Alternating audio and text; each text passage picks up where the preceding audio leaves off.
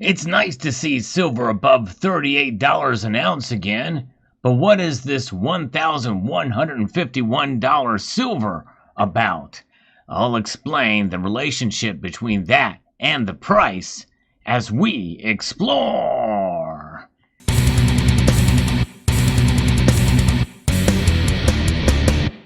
And it is a wind-up session over at the debt clock because that is what we're looking at here. This price, $1,151 silver, is not a price at all. It is indeed a ratio, and that is even more important than the price. I'm going to get into that in a moment, but first let's take a look at this lovely silver that you see on your screen here. It is remarkable. It is a metal that they can only mine so much per year, and that's part of what we're looking at here. The ratio we're looking at is based off of what is reported here on the debt clock, the usdebtclock.org.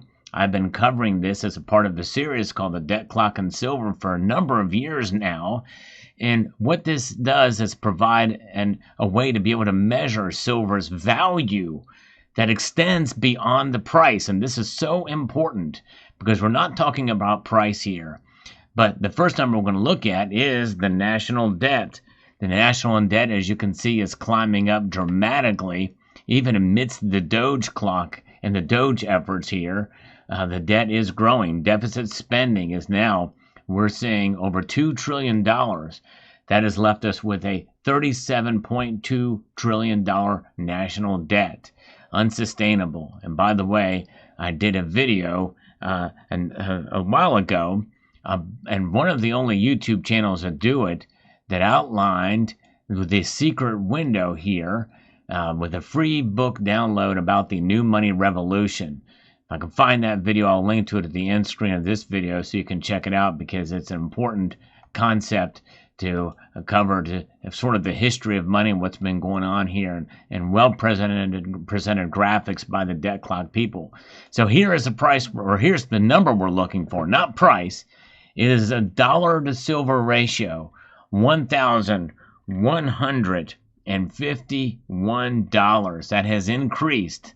The debt clock is winding up from where it was before, and you would think that would not be the case, but indeed it has.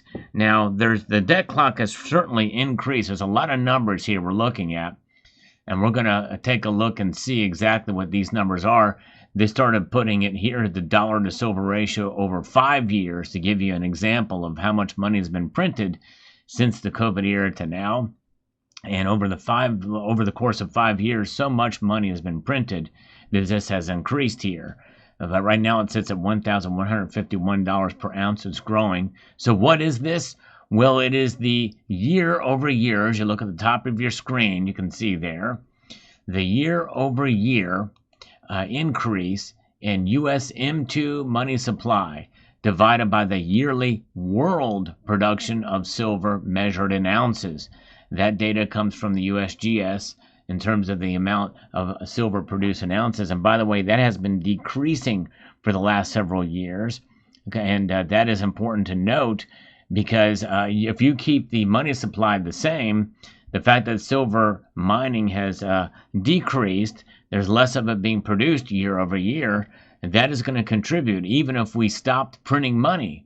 But alas, that is not the case. Even under this new administration, we're seeing the money supply increase. You can see here, every month it's increasing here. This should not be happening because if we zoom back out, this is from the Federal Reserve, St. Louis Fed, the Fed here.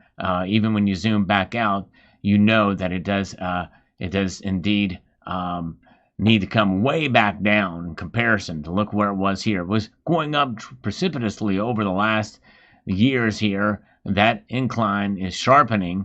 And of course, this has left it to a point where, hey, we've injected a whole lot of money into the economy, into the U.S., and let's just keep it going. And that's exactly what they did. They pulled back a little bit here, which is why, for a while, if you look through the playlist on the debt clock and silver, it was $0 for a while, which is why they ended up putting in here this new 5-year trend. So you can see that, yes, even though it's pulled back to $0 to silver ratio, really that just essentially gives a perspective of where it was in the here and the now. But nonetheless, they're continuing to do that, and that's going to weaken the dollar. But these dollars are losing value by design. That's inflation, an increase in the money supply. And the M2 money supply, they can print these things very easily, and they can do it behind the scenes, but they can only mine so much silver per year. And a lot of that silver, most of it, is being utilized for industrial, technological, and medical applications. And the rest of it's used for jewelry, and a portion has been set aside for us to stack, which I think is wise to do. It's wise to hold silver in your possession because it's a metal that will continue to prove itself for years to come, and it has for years that have gone by. And so that is certainly something that we can celebrate because silver is not going away. And indeed, it's a metal that will continue to prove itself. And we're seeing that play out when you look at the ratio between the dollars printed year over year compared to the amount of silver mined year over year. But when you look at what's happening here, what's going on? We've got this federal deficit spending, which, as you know, that is what contributes to the national debt. We're spending more than we take in. Government is getting bigger. We can't afford to do this, but we can because we're the hegemony. We're the dominant economy in the world. And over 58%, or around 58%, of all foreign exchange reserves and exchanges and transactions are globally are done with, the dollar. That's right. And that's Federal Reserve notes, by the way. And of course, the debt clock people talk about the new Treasury notes, what have you, and we can get away from, and that's what part of what that report was about that I did a video on. We can get away from the dollar or the Federal Reserve, and hopefully that will happen sooner rather than later. By the way, if you want to find a good selection and a good company to work with to secure your silver holdings, check out Summit Metals, summitmetals.com. They are one of the fastest growing bullion companies out there, so check them out, summitmetals.com. And so it's pretty amazing to see silver do what it has done, and getting above $38 an ounce.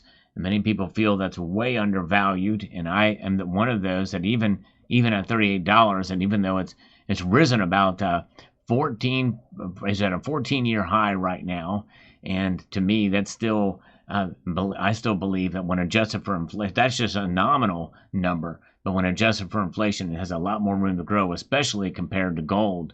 And so we track that, and we see here that gold really is a more stable in terms of performance. And when we look at gold, it's sitting at $9,124.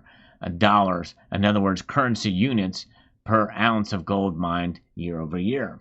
And so when you look back at what it was back in 1913, the dollar to silver ratio was $2.70 per ounce. And so that gives perspective as well too. And so that is what we're looking at here. And this ratio is so important to understand and to give you an idea as to what they are doing in this with the money supply and with the amount of silver mined per year. Much of that silver is not going to be easily recaptured. In other words, recycled.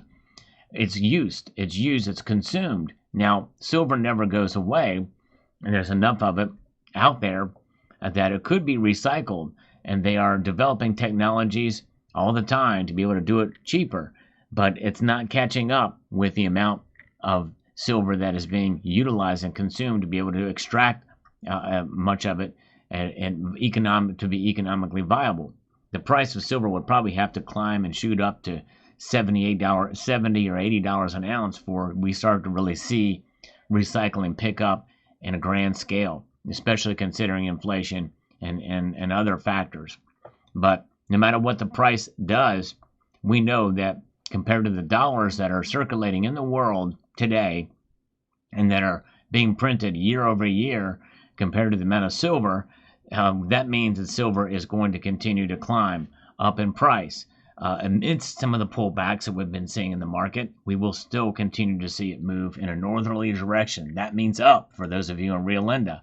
In the meantime, this should help give you an understanding, an idea that silver indeed is the metal to have, because the debt clock is winding up, and it will continue to wind up, I believe, unless there's some dramatic action at the Fed to stop printing this money, and for the government to stop legislation that continues to spend these dollars and that we're borrowing against our great-grandchildren now at this point in time, and maybe even other generations down the road, unless there's some sort of a reset, a revaluation that's coming.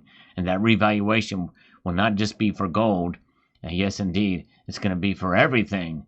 So we'll see how that all plays out. But in the meantime, to me, this video series that I'm doing about the debt clock and silver is some of the best arguments that can be made for stacking silver, because they're printing so much of these dollars, and they're only mining so much of that silver. So that means it's valuable. Let me know what your thoughts are in the comment section down below. I hope you found this video informative, insightful, and educational. I'd like to extend a multitude of gratitude to each and every one of you for taking the time to watch, and to encourage you to please rate, share, comment, and subscribe.